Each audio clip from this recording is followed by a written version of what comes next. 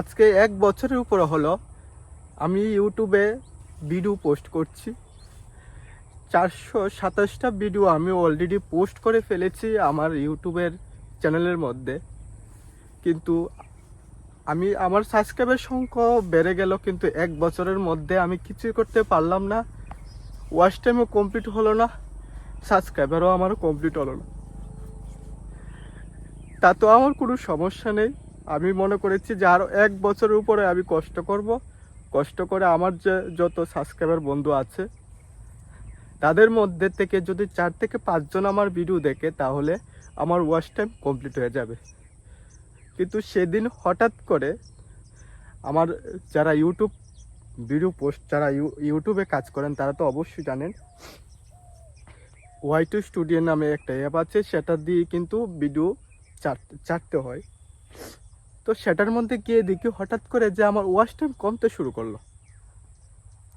সেটা দেখে বন্ধুরা আমার কি করব, আমার স্বপ্নটা কি এত দিন ধরে পরিশ্রম করে স্বপ্নটা ভেঙে যাবে সেটা আমি মানতে পারছি না। কি কারণে ওয়াচ টাইম কমতে শুরু করলো সেটাও আমি বুঝতে পারছি না। তারপর আমি ইউটিউবে অনেক ধরনের ভিডিও দেখলাম। ভিডিও দেখার পর বুঝতে পারলাম যে 1 বছরের মধ্যে যদি সাবস্ক্রাইবার 1000 না হয় আর ওয়াচ টাইম কমপ্লিট না হয় তো আস্তে আস্তে ওয়াচ টাইম কমতে শুরু করে। তো আমি মনে করেছিলাম যে আরও 1 বছর আমি পরিশ্রম করব, ওয়াচ টাইম আমি কমপ্লিট করে নেব, কিন্তু ওয়াচ টাইম কমতে শুরু করলো। এটা আমি মানতে পারছি না যে কী করব কি না করব। এতদিন যে ভিডিও পোস্ট করছি ইউটিউবের মধ্যে, যে আমি একটা স্বপ্ন ছিল সেটা কি পূরণ করতে পারবো সেটাও কিন্তু আমি বুঝতে পারছি না। অনেকটা স্বপ্ন ছিল, অনেক গর্ব করেছিলাম যে ইউটিউবে আমিও কিছু করব, তো সেটাই বুঝতে পারছি না। কাজ করছি বর্তমানে। সেদিন আমি যখন ওয়াই2 স্টুডিও গিয়ে দেখি যে আমার ওয়াচ টাইম কমতে শুরু করলো, সেটা দেখে আমার যে স্বপ্ন পুরোটাই ভাঙতে শুরু করে দিল। কাজ করছি, সেদিন দেখতে পাচ্ছেন গাছ সংগ্রহ করছি, কাজ করছি, কিন্তু দেখেন সেদিন লাউ সংগ্রহ করেছি আর কৃষি জমিতে লাউ ফেলে বাড়িতে চলে গিয়েছি। আপনাদের কাছে কি বলবো,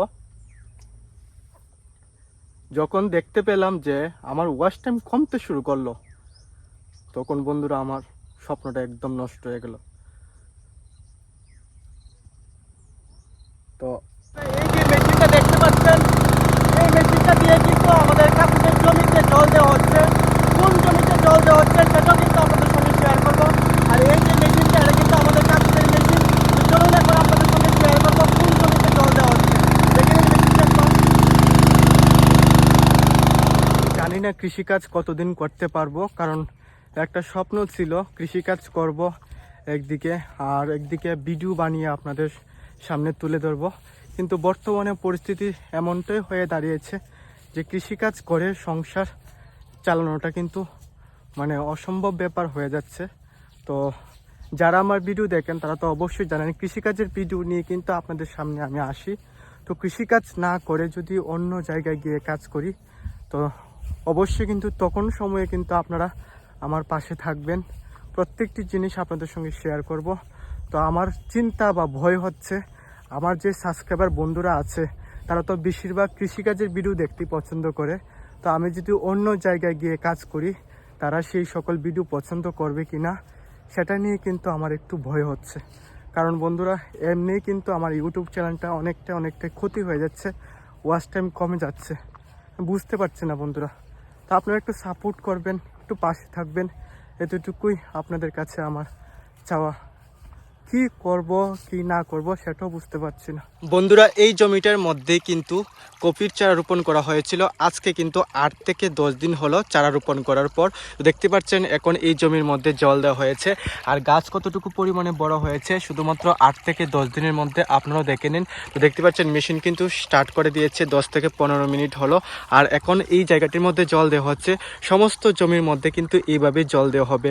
আপনারা যদি কফি চাষ করে থাকেন তাহলে কিন্তু অবশ্যই অবশ্যই গাছের দিকে লক্ষ্য রেখে, জমির দিকে লক্ষ্য রেখে গাছের গোড়ার মধ্যে জল দেওয়ার চেষ্টা করবেন। বন্ধুরা, আপনারা যদি জানতে চান কফি চাষ কি করে কৃষক ভাইরা করে, 1 থেকে 45 দিন জমির মধ্যে কি কি অবলম্বন করতে হয় কফি চাষ করার জন্য, তার জন্য কিন্তু অবশ্যই আমার ইউটিউব চ্যানেলের মধ্যে গিয়ে আগের ভিডিওগুলো দেখতে পারেন। আমি কিন্তু প্রত্যেকটি জিনিস এক এক করে আপনাদের সঙ্গে শেয়ার করেছি। আশা করি সেই সকল ভিডিও দেখলে আপনারা কিন্তু অনায়াসেই বুঝে যাবেন প্রত্যেক কৃষক ভাইরা কি কি পদ্ধতি অবলম্বন করে কফি চাষ করার সময়। যারা আমার ভিডিও দেখেন তারা তো অবশ্যই জানেন, আমরাও কিন্তু আমাদের জমির মধ্যে কফি চাষ করেছি। প্রত্যেকটি জিনিস কিন্তু আপনাদের সঙ্গে শেয়ার করেছি। 1 থেকে 45 দিনের মধ্যে কি কি ওষুধ, কি কি সার প্রয়োগ করতে হয়। তো দেখতেই পাচ্ছেন বন্ধুরা, বর্তমানে আমাদের কফি গাছগুলা কতটুকু পরিমাণে বড় হয়েছে। আপনাদের জন্য ভিডিও আজকে তৈরি করেছি, ঠিক আছে, কিন্তু মনের মধ্যে একটু শান্তি পাচ্ছি না। কারণ বন্ধুরা, আমার যে মা বাবা তারা ইউটিউব সম্বন্ধে কিছুই বোঝে না। তারা শুধু বলে যে আমি ভিডিও কেন করছি। ঠিক আছে, তুই বাড়িতে চলে আস, কাজ করেছিস, শুধু শুধু রৌদ্রের মধ্যে ভিডিও কেন করছিস, কি হবে কি না হবে, মানে তাদেরকে আমি কিছু বোঝাতে পারছি না। তার পরবর্তীতে আমি 1 বছরের উপরে হলো ভিডিও তৈরি করেছি, মনে করেছি যে কিছু একটা করতে পারবো।